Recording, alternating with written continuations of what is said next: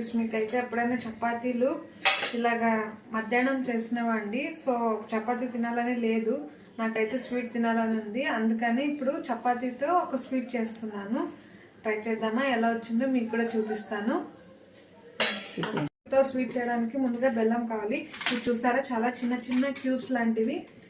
ఈ బెల్లం ముక్కలు మనకు ఎంత స్వీట్నెస్ కావాలంటే అన్ని యాడ్ చేసుకోవచ్చు.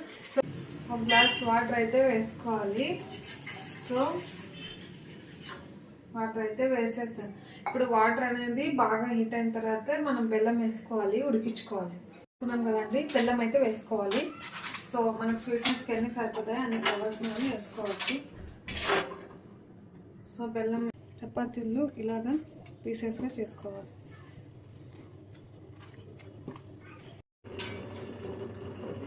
బెల్లం అయితే పాకం కరుగుతూ ఉందండి.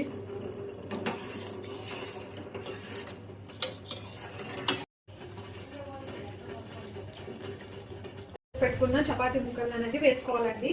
చూసారా, ఇప్పుడు మొత్తం ఈ బెల్లం పాకంలోకి చపాతీ ముక్కలు అనేది వేసేసుకోవాలి.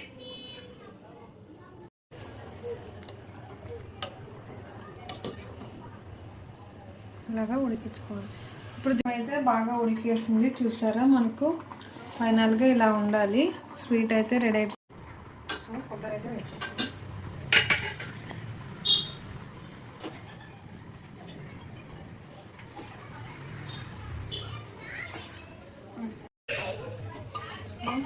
స్వీట్ అయితే రెడీ అయిపోయింది.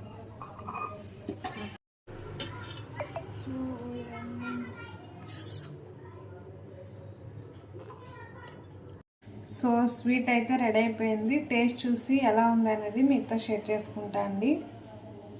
సో వేడి వేడిగా ఉంది.